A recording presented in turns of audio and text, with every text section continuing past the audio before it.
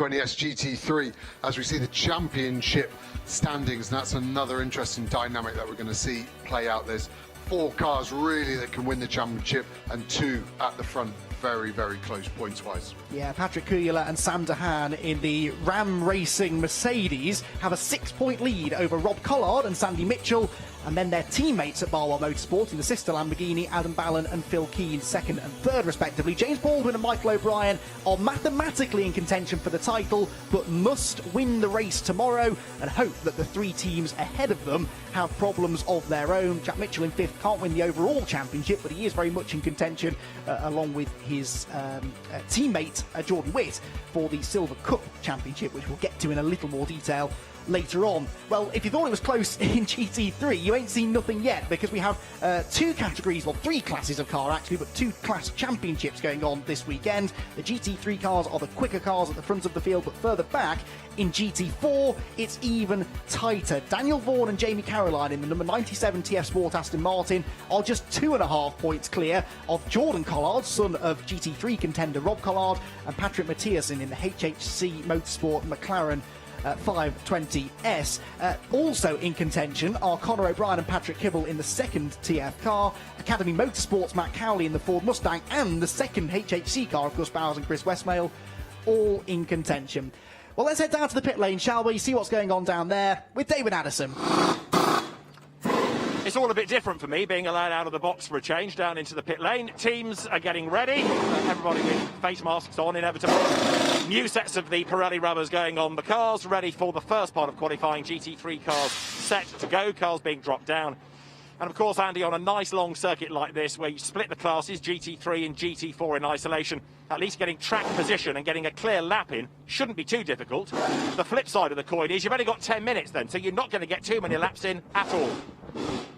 No, you're going to have to get on with this, aren't you, Joe? Because it is a long lap. It's the longest lap that we race at all year.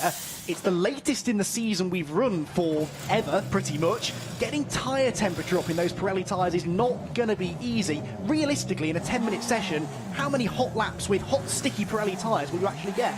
So the tyre is a very soft compound, and what we find actually at McLaren with all the development is that you've basically got 2 flying laps. So you've got your out lap and then 2 time laps before the tyre drops off. And then it is very difficult. And when we say the tyre drops off, the grip levels just start to go away. It's not quite as adhesive, and you don't get that all the way through the lap.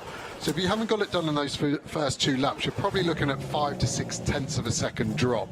So it's then very difficult to improve your laps. The tyres come out of a tyre oven, so they're warmed up anywhere up to 100 degrees centigrade. So they are ready to go, and that's why you see the cars in the pit lane without wheels, and the wheels are then brought to the car at the optimum temperature as we look at the Optimum Motorsport car there. It's all about finding track position. Well, the interesting dynamic here is, as we see in front of the Lamborghini of Rob Collard, we have a GTC car. So this is slightly less performance-based than a GT3. You're looking at 6 seconds a lap slower than a GT3 car. So if you're in that GT3 car, you're going to want a minimum of 12-second gap as you start your first flyer. Otherwise, you're going to catch him on those first 2, and then suddenly you're at a detriment to your tyre life. So this first lap's quite fun as a driver. It's jockeying for position. It's getting a gap big enough in front so you're not going to get compromised. But then if you go too slow, the guys behind you will overtake you. So actually, you will see quite a lot of aggressive tactics. We see the 2Cs car there of Martin Kodrich, I believe, just weaving to get a bit of tyre temp in, and you're also just looking to get the releasing agent of the tyre. So the tyre's coated in a chemical to get it out of the mould, but unfortunately it's a little bit slippy as a driver, so we do our best to get rid of that before we hit the track for an angry lap. So for those of you new to the championship, and I know there will be many of you tuning in perhaps for the first time for this very special event, the final round of the series, let me just run you through how qualifying works. It is an hour's track time split into 4 10-minute sessions with a bit of downtime between each session. There are 4 sessions because each car is shared by 2 drivers, generally a pro driver and an AM driver, but in many cases as well these days 2 silver graded drivers.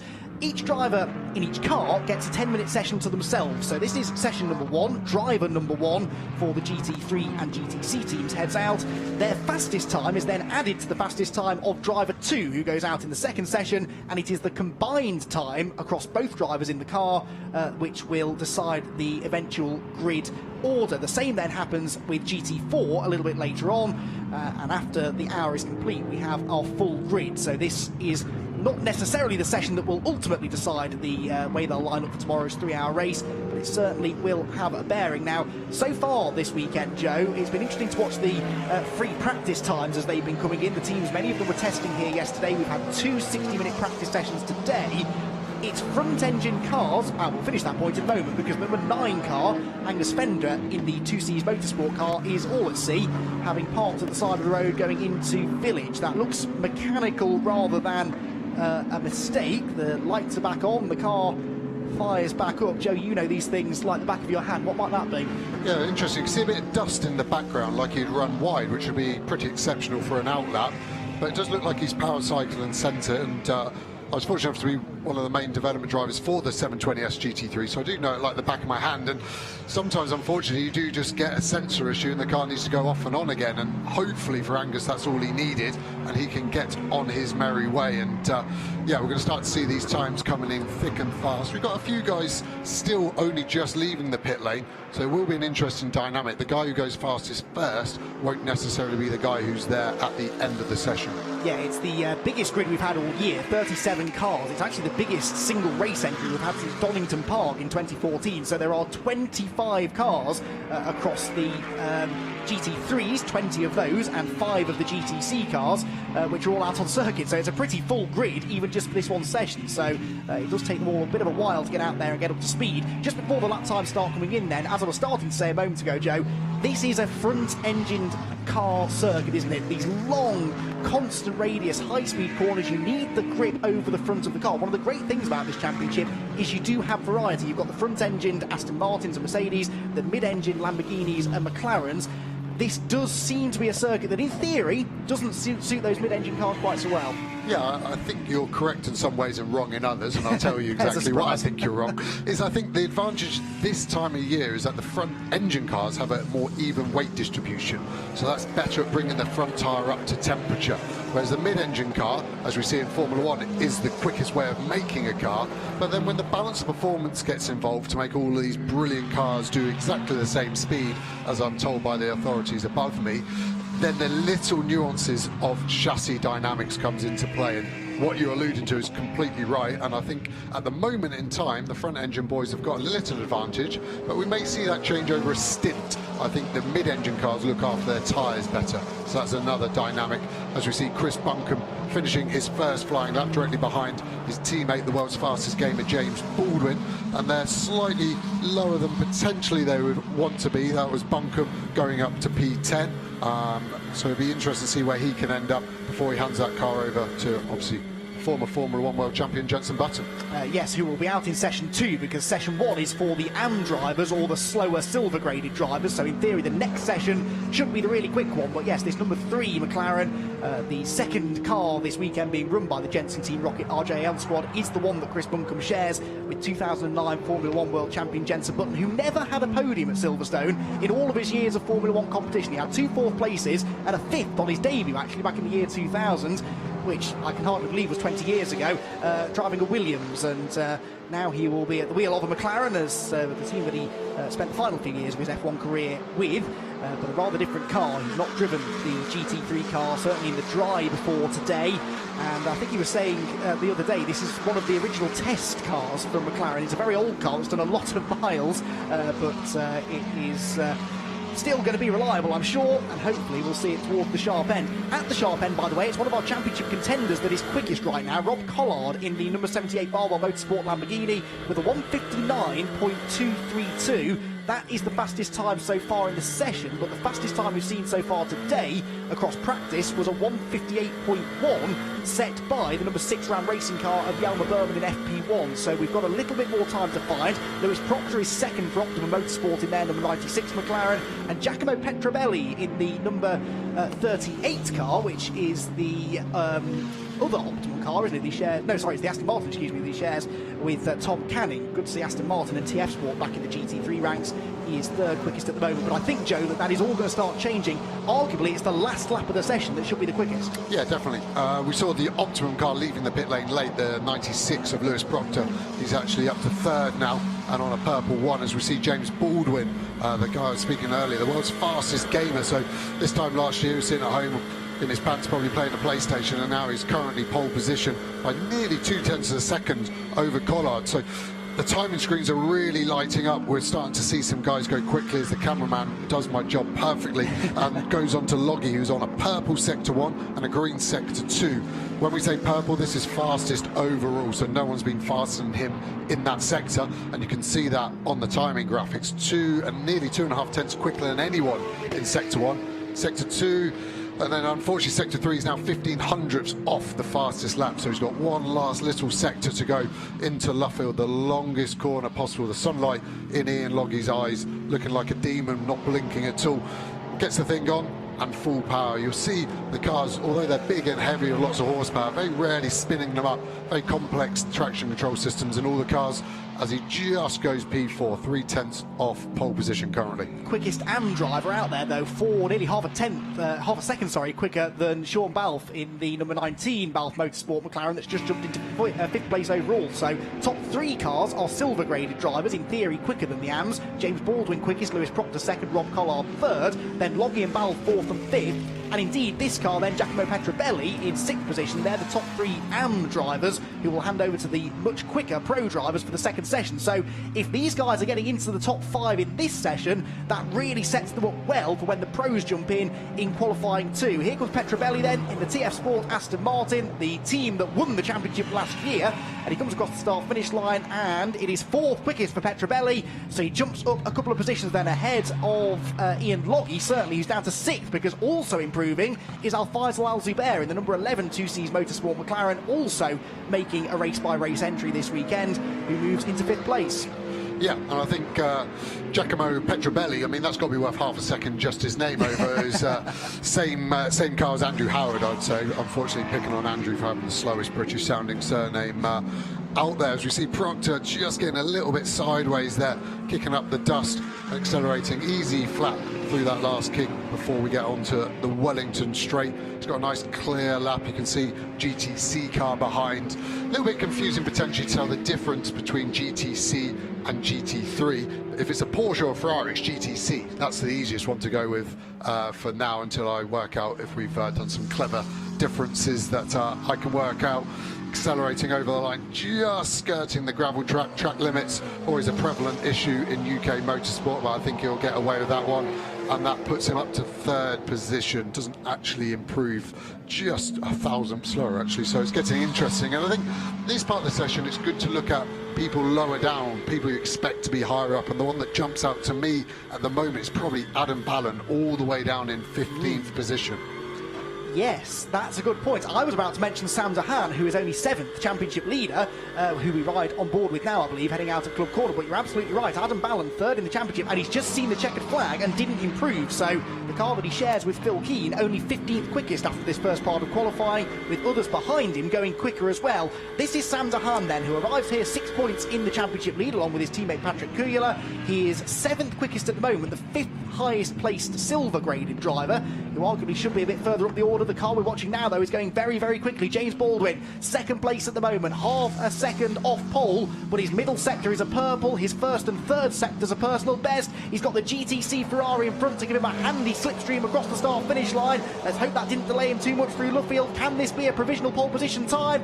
No, not quite, but he halves the deficit to Rob Collard. James Baldwin will consolidate 2nd place in this session, only a 1/4 of a second off the top. Now, Lewis Proctor, who is 3rd, is also on potentially a personal best lap time here, a personal best in sector 2. Sam Dahan is bailing for the pit lane, so no better than 7th for the championship leaders. Remember, that number 2 car that just went 2nd quickest must win the race tomorrow in order to have a chance of the championship, and they're placing themselves well after this first part of qualifying. I'm hanging on before I run down the order, though, just to see what Lewis Proctor can do in the number 96 McLaren, which is still looking for its first victory of the year. Remember, it was a long way down the queue. I can see out of the window, it's just coming out of the final corner. It will appear in shot there, and he is very much on it, right up to the edge of the curb. The 3rd sector wasn't an improvement, though, so this might not be enough to challenge for pole. Can he move on to the provisional front row? The answer is ultimately no. It's an improvement in time, but not in position. So it will be 3rd place in this first session for Lewis Proctor. in the Optimum McLaren. It's Rob Collard quickest in the number 78 Barwell Motorsport Lamborghini. The car that sits second in the championship is fastest after the first part of qualifying. James Baldwin is second in the number 2 McLaren. Lewis Proctor, who's on your screen now, third quickest. Giacomo Petrobelli was fourth. And then it was Al Faisal Al Zubair in fifth. We'll have a look then at how the results line up after that. Remember, this is only part one. We add this time to the fastest time from each car in the next session, so this is not the grid, but it will have some bearing, no doubt, on who ends up on pole. At the moment, provisionally, it is Rob Collard and Sandy Mitchell then, but Mitchell yet to go. James Baldwin second, Ollie Wilkinson third, Giacomo Petrobelli was fourth, and it was Al Faisal Al Zubair, according to the timing screen, who was out in the fifth placed McLaren.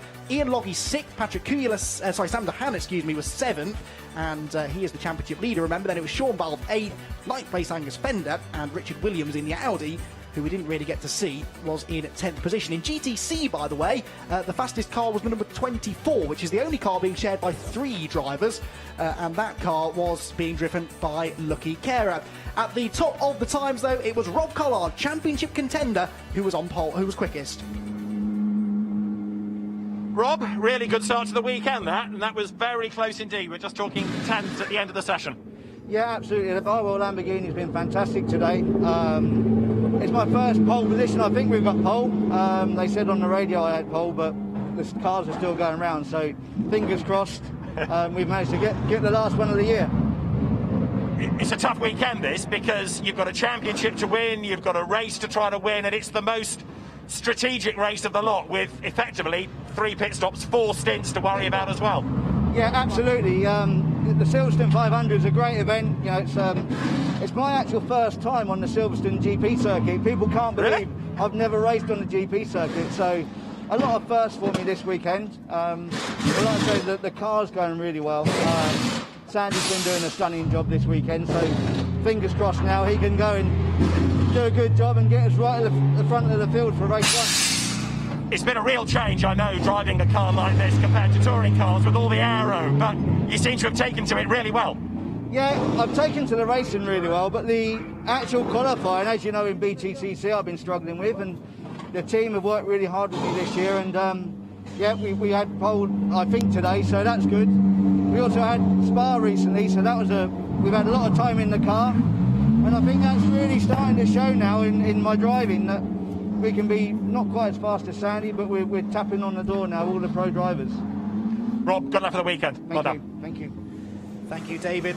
Yeah, Rob Collard, I can't remember the last time he was fastest in the qualifying session, Joe. That is a big achievement for him, but it now rather puts the pressure on Sandy Mitchell, his co-driver. They really need a good result here, and with Ram and their sister Barwell car struggling, golden opportunity here, isn't it? Yeah, it's mega as a driver to know that your teammate's done his side of the job and you don't have to cover for him. And Sandy, that is a hugely talented young Scotsman who can go and do the job anyway, but he's just had the weight of the world taken off his shoulders.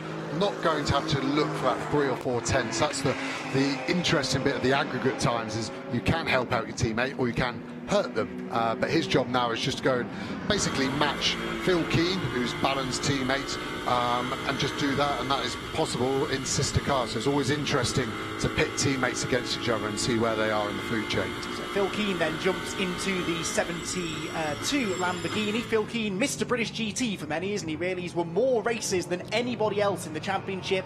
He took his 17th victory, 17 after Snetterton last time. 17 doesn't sound like a lot when you compare it to 90-odd Formula 1 wins for Lewis Hamilton, but we only tend to have about 7 or so races a year.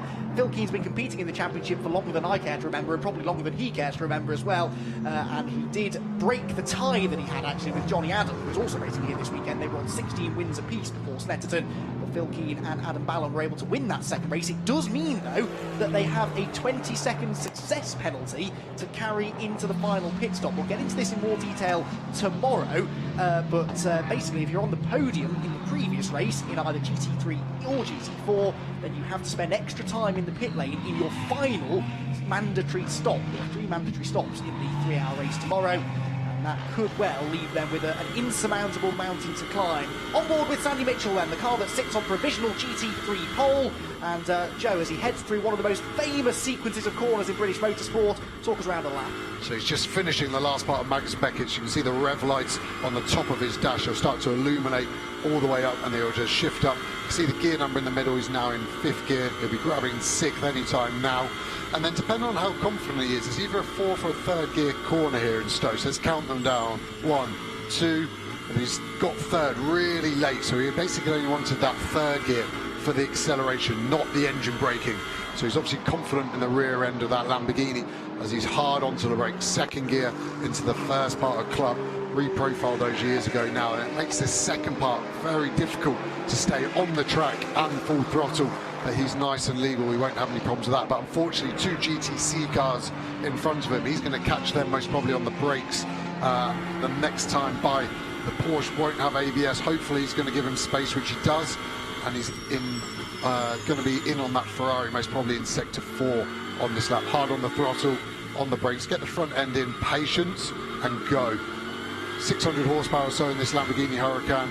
Traction control will be working hard to get that all the way down without going in. He has got his lucky stars. I'm putting the championship on them. To get 2 GTC cars and not hold you up, that is what you need to win a championship, and I'm putting all my money on him already. Yeah, you need a reliable car, a quick teammate, good pit strategy, and good luck to win a championship ultimately. And although this is only qualifying, that was a bit of luck because Mitchell is on a quick lap. His 3rd sector is quicker than anybody else. In sector 1 it's his teammate Phil Keane who is quickest. Sector 2 it's Patrick Kuyler in the Ram Racing Mercedes, but Sandy Mitchell is the first of our title contenders to come through and complete a lap, and he goes quickest, quicker than Keane in the end by 2.6 seconds. Keane must have backed off towards the end. Tom Canning is 3rd. And here is the man himself, Jensen Button. I'm sure many of you at home tuning in to see how Jensen gets on. It's worth pointing out, isn't it, Joe, that he's not completely alien to GT style racing. He was the Super GT champion a couple of years ago over in Asia. But GT3 is something he doesn't have a lot of experience with. How hard is this transition going to be for him, realistically? Yeah, I mean, it's a car at the end of the day, and I think he knows how to drive one of them, but there are special nuances between each car and GT3, let alone when he's coming new into a category. He hadn't driven this car on slicks until this weekend, so that's a huge ask for him. And I've got the utmost respect for someone on a pedestal like Jensen to come in and put his neck on the line. Shows you how much confidence he's got, and just having fun with a school friend, Chris Bunkum. What a great sort of story that is, to have your teammate as an old school friend.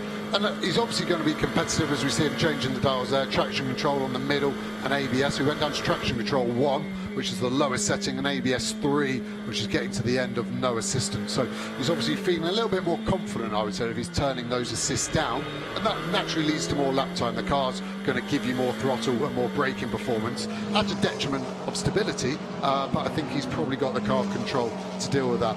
So as he comes across the line, let's see where that puts him. 12th position.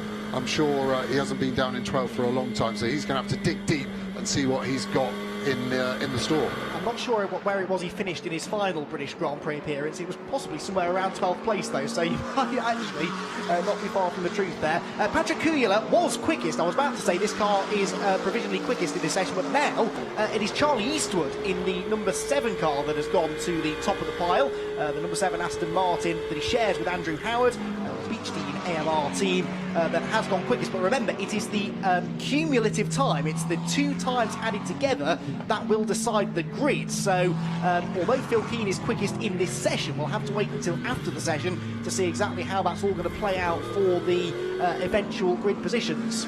Yeah, you can see, interestingly, on that onboard shot of Kujar, you can see the 2 dashes there. You've got one that's a stint timer, not particularly interesting. The one to the left, the black one, was his delta. So he was actually just a 1/10 of a second down on that. So as we go under the braking, 7 growing to 2/10 under braking. He's got better apex speed, but a worse exit. So he's got to do a lot in this last corner to beat that. And it's great being able to spy on these guys and really seeing in there. And there's so much data we can take from the dash that we're so fortunate to get an eye in. And it gives an idea of so many parameters of the car these days. And as rival teams, we look at this a lot. We try and steal their tyre data. I think it's legal, so I can say what we're doing. But it's great, and that's why the racing's so close. Patrick Kuyler then, I've just realised you've got the timing screen that gives me the final result. So it is the 78 Lamborghini that, when you add the 2 times together, is quickest at the moment from the 69 Mercedes we were just following. The car we're on board with now, Phil Keane has dragged this car up into a net 4th place. But look, this is what you were talking about. When the traffic is not working your way, it can completely ruin your qualifying session. He will have time after this for one more lap. This lap has been scuppered. That might have been the lap his tyres were in the best nick as well. Has that cost him a shot, maybe, at getting that car into the front few rows? Definitely, and he's got to work hard to get a gap. He's only got about 30 seconds left this lap before he starts the next one, so he's going to clear the Porsche. And I think he's a bit aggrieved, and that's why he's hanging that Porsche out to dry. But then Canning isn't as quick, so you can see he's now backing off, getting that gap. And I mean, that Porsche is going to be rather aggrieved with that situation. He's allowed to be out there quite rightly, but I think you've called it. This will be his last flying lap now. We haven't got enough time for any more, but the drop-off in tyre around here is huge. These Pirellis are so good on the first two, and then they just lose that bit of performance. So that's what I was talking about with Sandy Mitchell. That's the luck you need as a driver. There's sometimes not a lot you can do. It is down to luck. Yes, track positioning can be helpful on the pit wall, but when the cars are 6 seconds a lap slower, it's so difficult to read that positioning. Yalma Berman in the number 6 Ram Racing Mercedes has just set the 3rd fastest lap time of this session, and it moves the car into 2nd place overall now on combined times, critically 1 place ahead of its championship contending teammate. But this car is also fighting for the Pro-Am Championship. I mentioned that we have some Pro-Am and some Silver Cup cars. Well, there are separate championships for each, and the Pro-Am Championship, the top 2 are covered by just a single point coming into this final round of the season. It is the 72 Barwell car that is ahead of the number 6 car by a point, but of course the 72 we've seen is having all sorts of bother out there. Only 5th place on combined times for Phil Keane in the 72 car. Yalma Berman, though, is he on a better lap? Well, not really. He's not set any personal best sectors, but will have time for one more lap after this. So Phil Keane quickest in this session in the number 72 Lamborghini. Charlie Eastwood, number 7, is 2nd. This car is 3rd quickest with Yalma Berman. His teammate Patrick Kuyler is 4th, and Sandy Mitchell in the 78 Lamborghini is 5th. But that is still enough to put Sandy Mitchell and Rob Collard on provisional pole position by half a second. Yalma Berman comes through and does not improve that time around, so he stays in 3rd place as we ride on board with Jensen Button. Now, how's he getting on? Jensen is 19th quickest in the session at the moment. He's about to cross the start-finish line to stay in 19th, and on combined times it puts them 18th. So he's going to have his hands full, isn't he, tomorrow? I think whoever decides to start that car, it will probably be Chris Buncombe, is going to be very busy in that first stint. Yeah, he's going to have a lot of fun. He's going to see what GT racing is about, and British GT is notoriously difficult to be clean in that sort of area of the pack. There's lots of people always wanting to go forward, surprisingly. So when you're in 18th, for example, as they potentially going to be, you've got 17 cars in front of you, you always want to go forward as well. So we're going to see a lot of action, and it's 3 hours, so we've got plenty of time for that to pan out tomorrow. Andrea Caldarelli in the number 18 WPR Motorsport Lamborghini that we haven't yet seen has just gone 4th quickest in this session, which puts that car into 7th outright, as many teams now decide to call it a day. But there are still cars out there running. Phil Keane has pitted in the car that is quickest in the session, and so is his teammate Sandy Mitchell. So we're not likely to see any improvements from the cars that are quickest in A, this session, and B, outright. But Charlie Eastwood is on an absolute mission on this lap. We're watching Johnny Adam in the number 1 Garage 59 entered Aston Martin, the outgoing champion Johnny Adam, who won in pretty dramatic circumstances at Donington Park last year after a post-race penalty for another car managed to change things around in the final championship order. Johnny is 9th quickest in this session and 13th overall when you combine the two times together. But it is the number 7 car of Charlie Eastwood that was absolutely flying, and here it comes, the Beach Team car out of into the final sector now, actually just ahead of Jensen Button in the number 3 McLaren. Eastwood's first sector was faster than anybody. His second sector was a personal best. He's less than 2/10 off Phil Keane's time in this session, and the car currently sits down in 8th place on combined times, a second off pole.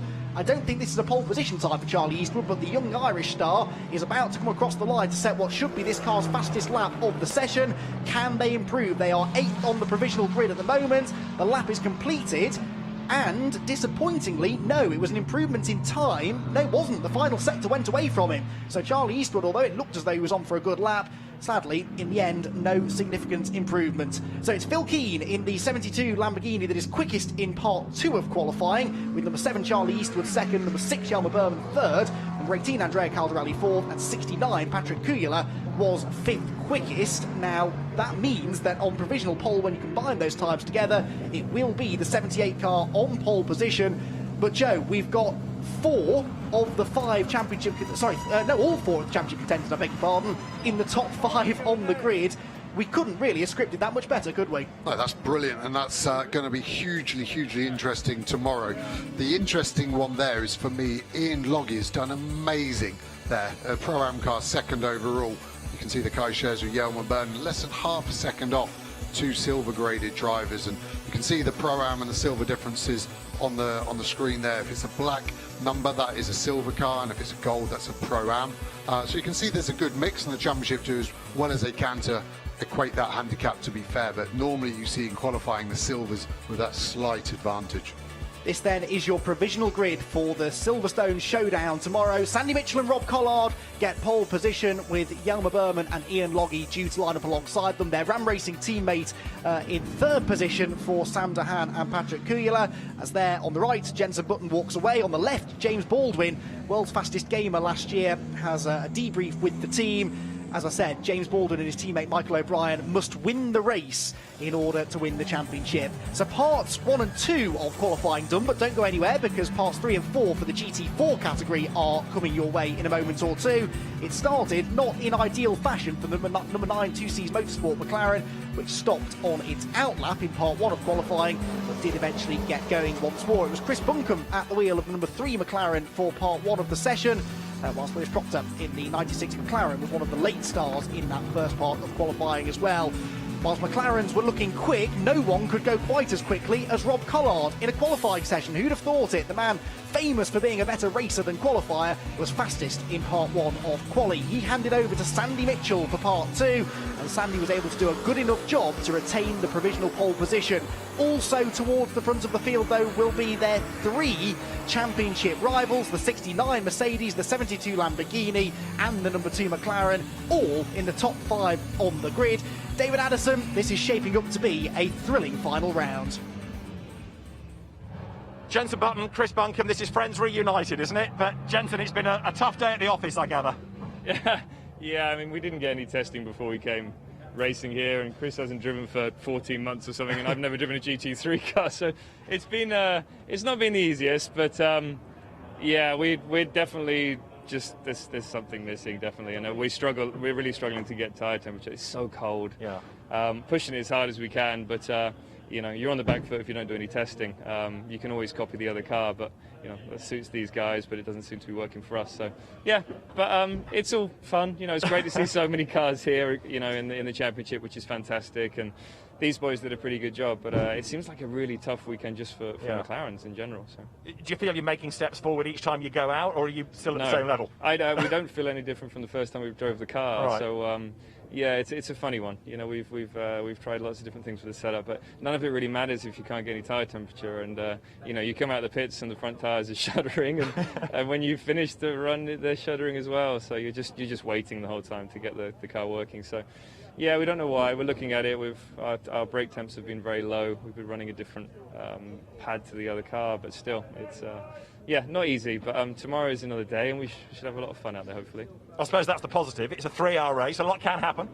Exactly, you know, but the thing is, it's going to be cold as well, so not easy. But yeah, we need to look at the data and why we're struggling so much. So, you know, 2.5 seconds off the quickest car is not normal. You know, you can put a few tenths down to just not being experienced in this type of racing. But yeah, that's it's a bit of a joke. Chris, it has been a tough day. It's not what you were expecting. No, I mean, you know, obviously Jensen's first time in a GT3 car, and as he's mentioned, it's a long time out of a GT3 for me, but with my previous GT3 experience, you know, I kind of understand where I'd like a car to be, and at the moment, as Jensen mentioned, I feel we're missing something considerable, really. We're not sort of anywhere near getting in the window with the setup of the car. So, as you say, it's a longer race tomorrow. Hopefully we can, you know, keep out of trouble, find some consistency, and we can hopefully find some pace overnight and maybe a few more setup changes. And it'd be nice to have some sunshine and a bit warmer track temperature. That would be ideal. Fingers crossed for everything. The weather, the car, the performance. Guys, good luck. Thanks very much. Thanks very much. Let it rain was that he said. Well, of course, Jensen renowned for being very good in the wet. The McLaren maybe not so much, but Jensen, a very smooth driver. And yeah, it will be interesting to see how his British GT debut goes tomorrow. Don't forget as well, Joe, I mean, that these two, they're not just good friends, but they are co-owners of that team. Jensen investing in the sport, not just driving this weekend, but that team, the sister car, of course, being a championship contender in the championship. It is fantastic to have names like that on board, and even more exciting to have him racing with us this weekend. Yeah, and I think you're seeing the realisation of how everything needs to be bang on, even at this level of motorsport. For Jensen, it is a big step down, although GT3 is something I love and I think is a hugely professional sport. F1 is the pinnacle for everything in motorsport, and I think he's realising there, he's saying different brake pads, tyre temperatures, can't get it to work, and it's all physics at the end of the day, and that's what they seem to be struggling with. And you get out of the window in the setup of the car, and it doesn't really matter what you do. If the tyre's not generating grip, you don't go very fast, and yeah, it's going to be difficult for them. And I think as a team, their focus surely should just be on getting that sister car to win the championship the best way possible. So it should be interesting tomorrow, nonetheless, as we go on board with one of the TF cars, 95 Aston Martin of Conor O'Brien. Driven so well this year, Conor. I've mentioned it a few times, used to coach him and he was awful, and now suddenly he is blossomed. Probably the change of coach has helped, but as we see him complete his first flying lap, and that is sort of lap record pace already. We're seeing super fast times across all categories with that much later in the year, and it might sound a bit perverse, but the colder the track, the faster it is. It just generates more grip, tarmac's denser. There's many positives in the air temperature as well, so we're going to see super fast lap times all weekend. Toyota Supra has done so well this year. Felt kind of sorry for it. It's looked so fast at times and not done anything wrong, but still yet to win a race. I've got a feeling inside, a warmth that it's going to do well this weekend, and I hope it does. They've been doing absolutely brilliant as we see James Kell go fastest overall. Yeah, the Toyotas only had one podium as well, which amazes me, and that was back at Donington, the first time we went to Donington Park back in August. This then is part 3 of qualifying, the first of our 2 GT4 sessions. The cars a little bit slower than the GT3s, a bit more in common with their production equivalents, but still mighty impressive bits of kit, and the championship is actually even tighter in GT4, with 5 teams coming into this final round of the season with a shot at the championship. This is not one of them, though. This is one of the many one-off entries that we've got racing here this weekend. The number 98 car, run by the MSL powered by Newbridge Motorsport team, which is a pretty snappy title, I'm sure you'll agree. But James Dorlin is at the wheel of the car now. He shares this car with Alex Toth-Jones, and that car is currently 3rd quickest in the session. The ones we're watching for championship-wise then, the 2 highlighter pens, as David Addison dubbed them earlier in the season, 2 bright yellow TF Sport Aston Martins, number 97 and 95, 1st and 3rd respectively in the championship. Sandwiched between them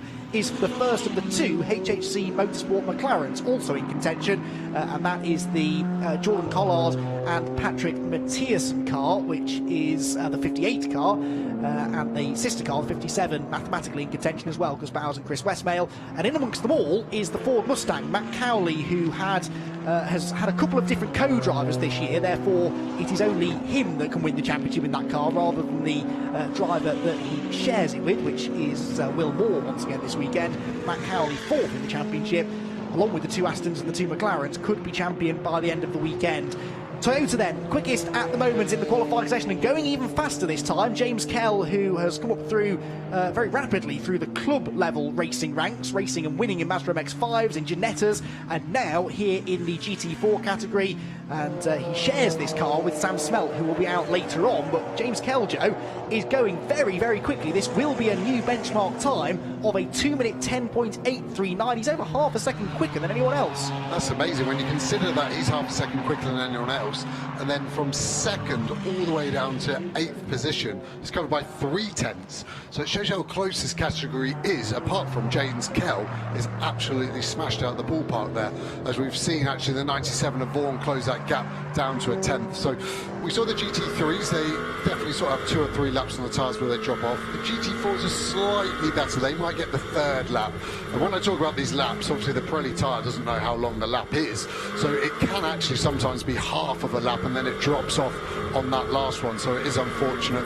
On board here with Matthias, and you can hear the front tyre giving up through there, a little bit too much understeer. If I was trying to get a slightly better lap time from the 570, it is difficult with these more road car based cars, as you said. They don't quite have the downforce, so their grip is generated more percentage wise from the tyre, which makes it more difficult sometimes to get the setup just right. You really see these things pitching to slow that McLaren down. They have 95 kilos of ballast in it compared to some of the other GT4 cars, so when you are driving it, I get to a lot of the development in this car as well, it sometimes does feel a bit bargy to make it feel comparable to our other competitors. What that lack of aero does mean, though, is that the racing in GT4 tends to be even closer than the already very close competition that we have in GT3, and we've seen it get a bit too close for comfort on occasion this year, most notably back at Brands Hatch when the two TF Sport Aston Martins took each other out whilst fighting for podium place. And of course those two cars both in championship contention, either side of this car that is second place in the points, only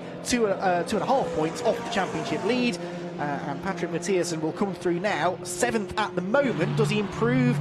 No. So again, a bit like in GT3, the McLarens don't seem to be going as well here at Silverstone as they have at some other circuits earlier in the year. Mia Fluid here has been a race winner in 2020, one of very few Pro-Am entries, in fact the only full season Pro-Am entry that we've had in GT4. The rest of the field made up of Silver Cup teams, although there are a few more Pro-Am combos racing with us here at Silverstone, so they've got some serious competition. Mia Fluid and Ewan Hankey, who shares the car with her. She looked a bit wide there going into Village, but Mia Fluid, the latest in quite a long line actually of female drivers to have won races and indeed championships in British GT, and Mia currently sits down in 10th place, but as one of only 4 AM drivers out there in this session, it's not a car we expect to be setting the pace just yet. Yeah, her focus is actually in the class battle, which is second overall in that, so that's a positive, and that's going to be really good for Mia. I've known Mia for quite a few years now, coming through the ranks internally at McLaren, and she's won our pure McLaren championship twice in a row. As we see her actually box, she would have decided she can't improve that lap time, so save the tyres. These tyres will have to be used tomorrow in the race. We see the 97 car there hammering it down the back straight, but it's actually another Aston Martin, James Dorlin, that has gone quickest overall. So James returning to the championship after last year nearly winning the championship, in fact, in the McLaren, now in the Aston Martin. He's done a brilliant job.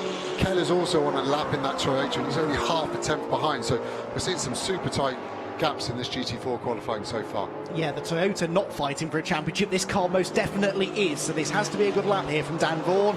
He's not improving on this, what will be his final lap of the session, because the checkered flag is out.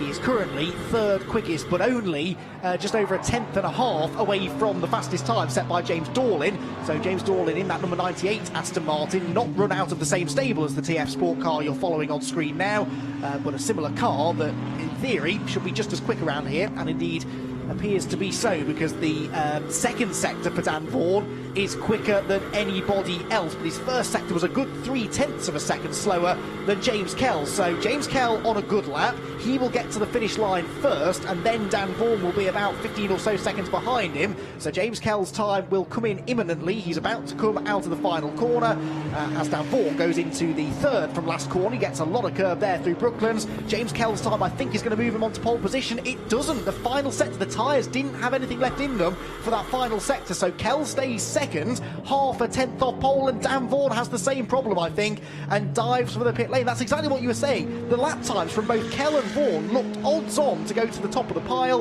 until sector 3, and then they just run out of grip. Like I've said every race this year, so Kurt's always being right, and yet again I'm proven there. And yeah, it's a long lap at Silverstone, nearly 7 kilometres, so it's even more enhanced than some of the smaller circuits we go to. That divide of, is it this lap or is it going to drop off? And it definitely looked like 1 and 2 were on, and then sector 3 halfway around the lap all started to unravel, and smartly both save those tyres and come in a little bit earlier. You also have a really short turnaround time in between these sessions, so if you do finish that lap, your teammate is actually going to get in the car after the session has started, so you kind of have to be a little bit selfless and give the car to your teammate in the best possible position. So James Dorlin fastest in part 1 of GT4 qualifying. The pro drivers, or the quicker silver drivers, will be out in a moment to finalise the grid. James Kell, excuse me, second in the the Toyota. Dan Vaughan was third quickest for TF Sport. Will Moore in the Ford Mustang. Remember, he can't win the championship, but his co-driver Matt Cowley very much can. They were fourth quickest, and then fifth position was the quickest of the AM drivers. An impressive result, that's the Rob Weldon driven Century Motorsport number 42 BMW. Conor O'Brien only 6th, Patrick Mathiasen only 7th, and Gus Bowers only 8th. Championship contenders, all three of them. Their co-drivers have some work to do in qualifying too. Then Ben Hurst for Century Motorsport in the 43 car is 9th. Mia Flewitt was 10th, second of the AM drivers. 11th place was the 66 of Nick Jones, and we didn't really touch on them, but Nick Jones and Scott Malvern, who've been racing a GT3 Bentley all year, making the move back to a GT4 Mercedes, the kind with which they were race winners last year. And slowest in the session in the end was the number 20, and that was Lars Darman in one of the many Balf Motorsport McLarens racing with us this weekend. So James Dorlin, it's as if he's never been away, isn't it? I mean, he was a race winner last year, title contender, racing a very different car though, wasn't he? The Tolman Motorsport McLaren.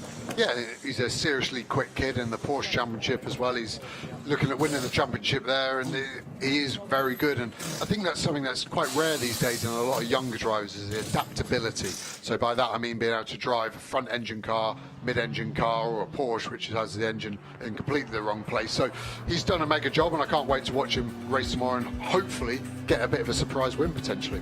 So, part one of GT4 qualifying saw the early pace being set by James Kell in the Toyota, but it was another James Dorlin, making a welcome return to the championship, who was fastest in part one of GT4 qualifying, and he is down in the pit lane now with David Addison. James Dorlin has taken a GT4 provisional pole position, and first world problems, you need a mask. You see, you do all that hard work, and now you need a mask. Once we've got that on, we'll be good to go. James, it was a good effort, all of that, but it was a strange session, it seemed. It took a long time for the tyres to get switched on. Yeah, it did. I think obviously the temperature outside today doesn't help. Yeah, I was expecting lap one it to be in, and it just wasn't there. So yeah, the lap times was getting quicker and quicker, but it's then you're calculating how much life you're taking out of the tyres ready for the race. So yeah, you're trying to judge it, but it's first time out in the Aston this weekend for me, so still getting used to the car. But no, great job by Newbridge and MSL. So yeah, looking for a good race now.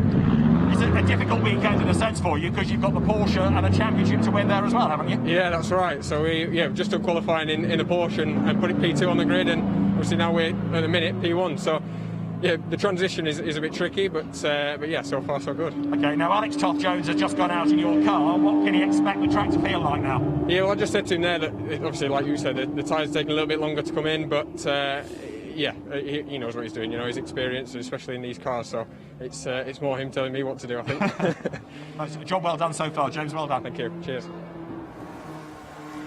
Well, James Dorlin, very, very talented kid, very talented driver. Drivers are having to learn new skills all the time in this new era of racing we're in 2020. And good to see that even James is a bit human. Yeah, I don't think I've seen a worse performance putting a mask on in my whole life. Even the old grannies at Sainsbury's do it better than him. So, yeah, you see how simple drivers are. Go around in circles fine, but doing a complex task like putting a mask on is too much for them. So, really seeing the sunset here. It's really showing off the yellow headlights. It's not some sort of homage to the French cars of the 80s. It's to help us tomorrow in the race. The GT4s have the yellow headlights, and the GT3 and Cs have the normal clear headlights. As a driver, it makes it a little bit easier as well to distinguish who's behind you, to kind of work out the closing speed. So all the GT4s have these yellow headlights as a bit of an FYI. Yes, indeed. And that, combined with the different coloured graphics that you'll see in the race tomorrow, should help you keep abreast of which car is in which class. We've got the GTC cars that add a bit of extra complication to that mix as well this weekend, and we'll do our best tomorrow over the 3 hours to keep you fully up to date with who is doing what in which class. Right, part two of the GT4 qualifying session is underway. I've now figured out where the combined qualifying timing screen is, so I can hopefully give you a better idea this time of what we're looking like for the provisional poll. Remember that it is the combined time of the two cars that will make the difference, that will set the grid. And we ride on board here with one of our championship contenders in GT4. It's the 95 car of Patrick Kibble. He's had some good races this year as Patrick, twice a winner.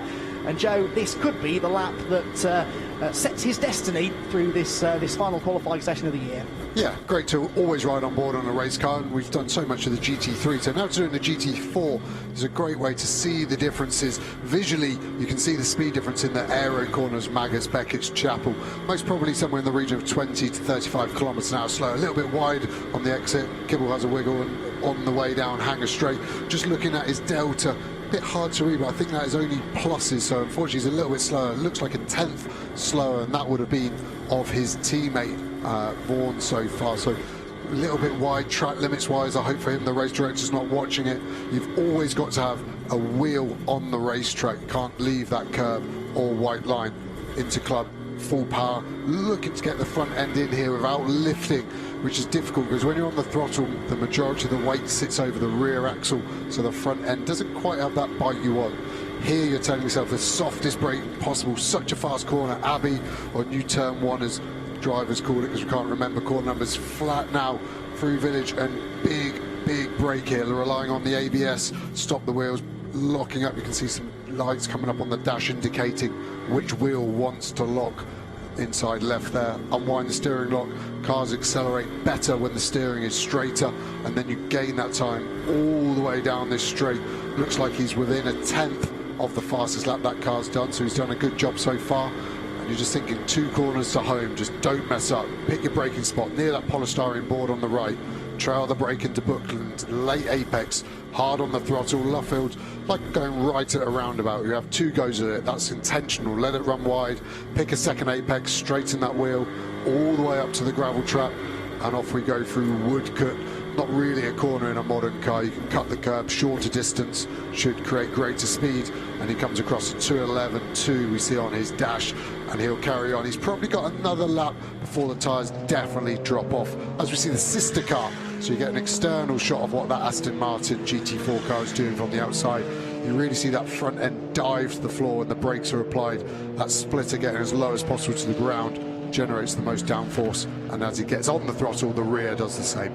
Now, these are the quicker drivers, remember, in the cars this time, and as we expected would be the case, they're going quite a bit quicker than in the first session, about 4 or 5 tenths for many of them. Quickest in the session so far, Jamie Caroline, and that puts the 97 car onto provisional pole position as well, by over a second from the 98 car of Alex Toth-Jones then. So Alex Toth-Jones with a bit of work to do if he wants to try and hold on to that top position from the first session. Sam Smelter's gone through. 3rd quickest in the session, 2nd outright, but fastest in this second part of qualifying, Scott Mulvin. You can stick Scott Mulvin into any racing car you like, be it a single-seater, a sports car, a GT3 or a GT4, and he will be there or thereabouts. He is, as we have a spin for the 42, that's Andrew Gordon-Colebrook, Century Motorsport BMW, but Scott Mulvin only 9/100ths quicker than Jamie Caroline, but it does put the car up into 8th place overall. Considering they've been driving the big, cumbersome Bentley in GT3 all year, to make the transition back to the Mercedes GT4 and be that quick straight away is such a sign of Mulvin's talent. Yeah, and Scott is someone I've driven against over the years, and we've had some really hard battles on the track, and I think sometimes he wants it off the track as well. He's a big boy, definitely beat me in a fight, but he has done so well to get back in this car and be that quick, and they've got a long race tomorrow. Nick Jones, the AM in that car, is going to be interesting to see how he goes on, and Scott is going to be able to always hustle a car somewhere near the front of the grid, so that is mightily impressive. As we see Matt Cowley now in that Mustang, it's a big old car that compared to the other GT4s, but they've got that thing really well set up. Academy Motorsport, first year with the car, they had always run Aston Martins previously, so they've done a really good job, and I think Cowley probably in the Mustang is a dark horse for the championship, in my opinion. Should be a good track for the Mustang, I reckon, and Matt Cowley, remember, arrives here 30 points off the top, so he needs a win and then to hope that the others ahead of him in the points have problems, but that's not unheard of. Stranger things have happened in British GT Championship deciders, and that car looks quick. He is currently 4th quickest in this session, but 3rd on combined times is the Ford Mustang after Will Moore's good effort in part 1 of the qualifying session. Scott Mulvin is coming through to complete another lap. First sector, in fact none of the sectors are improvements this time around, but others behind him are starting to go a bit quicker. Chris Westmail's just jumped up into 6th position, actually ahead of his teammate Jordan Collard, and that is reflected in the overall times as well, 5th and 6th respectively for the 2 HHC cars. Mulvin, yeah, that time was a 2 minutes 10.4, so he lost half a second that time compared with his first lap, so maybe did just take the best out of those Pirelli tyres on lap 1, an all-out banzai attack on lap 1, but then maybe leaving him with nothing to respond with later in the session. Here is Chris Westmail, who won at Donington Park on his birthday earlier on this year, making his first appearance in GT racing this year, having raced extensively in sort of sports prototypes at club level earlier on in his career. And Chris Westmail in the 57 car goes past the slowing 58 of Jordan Collard. Looking for clean air, do we think, here? Yeah, he's got his indicator on, so he's doing a good job of getting everyone out of everyone's way. There's obviously an onus on you being the slow driver not to impede anyone, and you can get done for it. It's pretty harsh to get a penalty for it, but karma comes around. So if you get out of someone's way that lap, if they're on their next lap and slow down, they're a lot more likely to get out of your way. And I've got a photographic memory of anyone that does me wrong, and I'll remember it for 10 years. So hopefully Jordan's just going to slow lap and then looking to wind it up for one last fly as the clock ticks down. So unlike you racing drivers to hold grudges, isn't it? I can hardly believe that, Joe. I remember when you called me something rude. I've never forgotten. That's why I don't like you. Exactly. Can't you tell? So Scott Mulvern then quickest in the session at the moment. But are we going to see any other improvements? Well, maybe. Sam Smelt in the Toyota on a really good lap here, isn't he? Second quickest overall, that car. It is third in the session right now. It's somewhere in the third sector, so I'm hoping there it is. Well done, Mr. Director. The number 23 Toyota comes into the loop, and after a purple first sector, the second sector, in the end, not an improvement on a previous best, but if Sam Smelt can find just a little chunk of time, we're talking just over a 1/10.5 of a second, he could move this car onto provisional pole position. So down into Brooklands he comes, flashing the headlights there, I think, of one of the slower cars potentially ahead. This car really pitches and dives and rolls, doesn't it? But it seems to work quite well through these low-speed corners. Yeah, I think Smelt's got a sniff of a pole position here. He's got a purple, green and a yellow, so he's got a hat-trick, so now he just needs to hook it up for an overall purple sector time. Should be clear all the way to the line as the clock keeps going. As a driver, you want the line to be closer than it is. He crosses it now, and there he goes, second, 900ths. That is such a short amount of time and distance over such a long lap here. We're looking at really close GT4 battle. I have to say, they've looked like all the cars have been equalised really well in this class. See Charlie Hollings returning to British GT for the first time, improving up to P11 now, 12 overall with his overall combined time with Lars Darman there. That time for Sam Smelt, it keeps him third in this session, but on combined times, the number 23 Toyota is 11 1,000ths of a second away from pole position, which is currently held by the teammate to the car you can see on screen. It's the 97 Aston Martin on provisional pole. 95, now in the hands of Patrick Kibble, has dropped to 9th in this session, 6th position on total time. So 95 with some work to do. Is Kibble improving this time? Well, yes, he is in the first sector. He's not as quick as some of the really quick drivers, but at least maybe there's a chance here of improving up a few positions on the grid. The checkered flag is out, so this will be Patrick Kibble's final opportunity to try and get himself onto maybe the top 5 or so. He'd be happy with that, I would imagine. This car arrives here 13 points off the championship lead, but if they can win, that really does rather put the pressure on the sister car to finish somewhere inside the top 2 or 3 as well. So a good grid position would go a long way towards helping them in that cause. Out of Woodcote they come then. Patrick Kibble to the start-finish line. 9th place in the session at the moment. Patrick Kibble goes through and doesn't improve, so that car will stay 9th in qualifying session 2 and 6th place on aggregate time. So it looks as though Jamie Caroline and Dan Vaughan might just have done enough here to hang on to the provisional pole. Sam Smelt, who we're following, is on another lap, but he's not improving at the moment, and there is no one still circulating who is going any quicker. So it looks as though the championship leaders in GT4 are going to line up at the front of the grid. But once again, a bit like we saw in GT3, they will have company from other championship rivals towards the front of the field too. Sam Smelt out of the final corner, former British touring car racer, of course, in recent years, making the transition to GTs this season. And where did he pull that time out? In the final sector, he suddenly jumps up to 2nd place in this session and steals the pole position from underneath the nose of TF Sport. Well, I spoke too soon, Joe. I'd written him off there. He wasn't improving in the sectors. I thought for sure the tyres have had the best. And in that final sector, he goes to overall pole position. And, well, you said, and David Anderson as well said to me off mic earlier on, this could be the weekend that Speedworks finally get their first win in the championship. It's only qualifying, I know, but that is a really impressive lap time. Yeah, mega. And for the car to be that quick for that long in qualifying, I'm talking about tyres dropping off, that is a really good pace for a race stint. So tomorrow these tyres are going to have to be lasting up to 65, 70 minutes.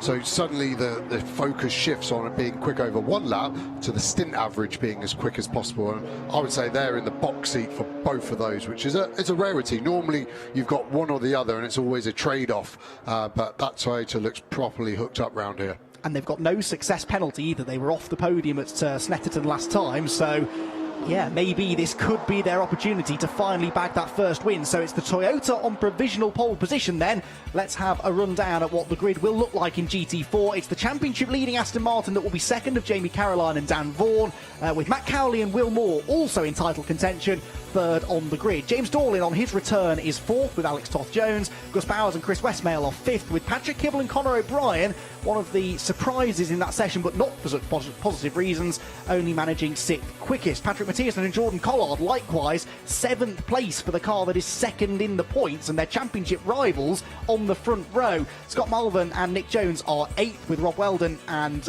Andrew Gordon-Colebrook on the ninth position. Ewan Hankey and Mia Flewitt are next in 10th place ahead of Ben Hurst and Adam Hatfield, and Charlie Hollings with Lars Darman in the Balfe Motorsport McLaren will round out the 12-car GT4 field. Well, we've been bigging up GT3 a lot, quite rightly so, this weekend, but GT4, Joe, is not going to leave us lacking things to talk about tomorrow, I think. If that really tight qualifying session's anything to go by, we're in for a thriller in both classes.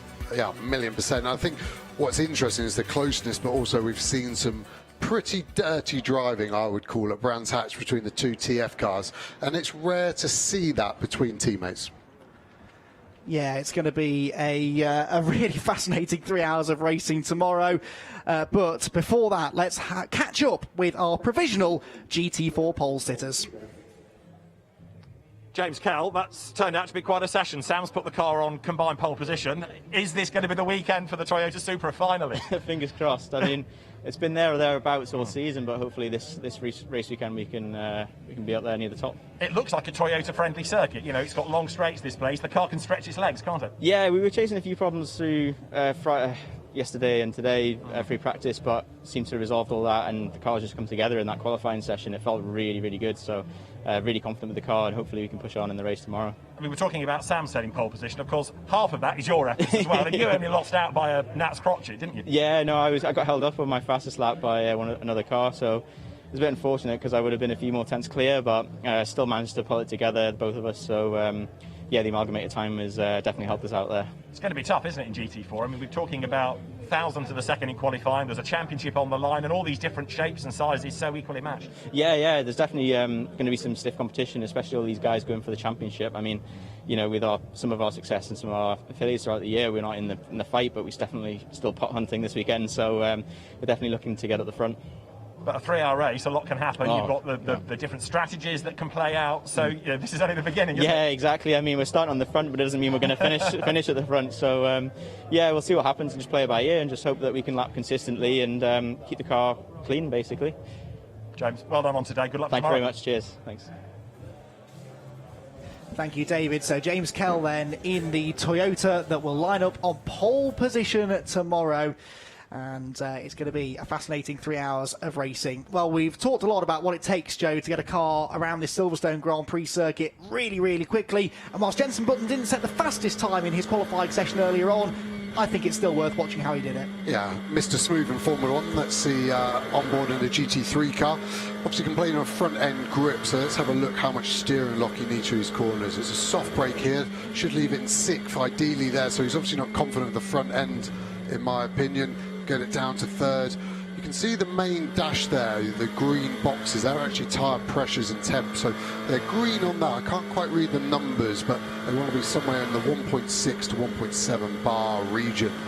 Down into Stowe, super fast. Let's check his gear like we saw with Sandy Mitchell here, 3rd or 4th. Gets it to 3rd early, so he's not happy with that car, and you can see what he's talking about. It is only understeering that thing, so the front end lacking grip. When we've got oversteer and it's the rear end, you'll see more opposite lock a little bit there, but that's normal when you're hard on the throttle in 1st or 2nd gear.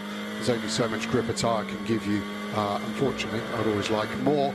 And this car is our development car, McLaren RPO1. I've spent more time in this than anything else, so to speak, in life. And it fits like a glove, and he's treating it nicely, but I can see exactly what he wants. He wants 10% more front-end grip. So he'll be talking with his engineers tonight about getting it. He's just having to wait a little bit long to get the front end in. And then you have to slow the car down more than it feels necessary. And Jensen, better than anyone, knows what the car should be able to do. Carbon fibre chassis, twin turbo V8 in this thing. This thing should be flying around this Silverstone circuit a little bit quicker than it currently is. Hard on the brakes, down the gears, using the engine braking. 4-litre V8 generates a little bit too much potential there on the rear end. Looking a little bit nervous. Bring it back in, hard on the throttle, and off we go. Tidy lap, but I can see exactly what Jensen was complaining about lacking in the car. So Jensen Button then will start deep in the field in the car that he shares with Chris Buncombe, but it is an absolute pleasure to have him on the British GT grid. And the sister car, remember, has qualified pretty well as well in a race it must win in order to have a chance at the championship. Well, all of this qualifying business, of course, builds up to the 3-hour race tomorrow afternoon that is due to start at around about 1:15 UK time, live on Sky Sports F1 for all of the build-up from 12:25, and you can catch all of the support race action throughout the day on the British GT.com website. Easy for me to say. It's going to be an action-packed day of racing tomorrow. Joe, I was going to ask you at the end of this qualifying session, so go on then.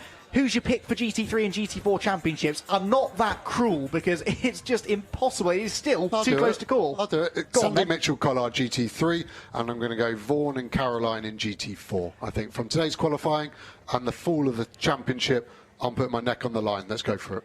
Well, I should have known. You're not keen on sitting on the fence, are you, Joe? So there you go. You heard it here first. The race tomorrow, though, is going to be an absolute thriller. Let's check out some of the highlights first of the 4-part qualifying session here for the Silverstone Showdown, which started with the AM drivers, the slower drivers in the GT3 and GTC cars, heading out onto the circuit, and one or two of them not getting all that far either. The number 9 2Cs Motorsport McLaren pulling off on the side of the road. It was the 78 Lamborghini, second in the championship, that was setting the pace in GT3 qualifying, hence perhaps why Jeff Osborne has stuck his neck on the line to say they could be the favourites for the championship.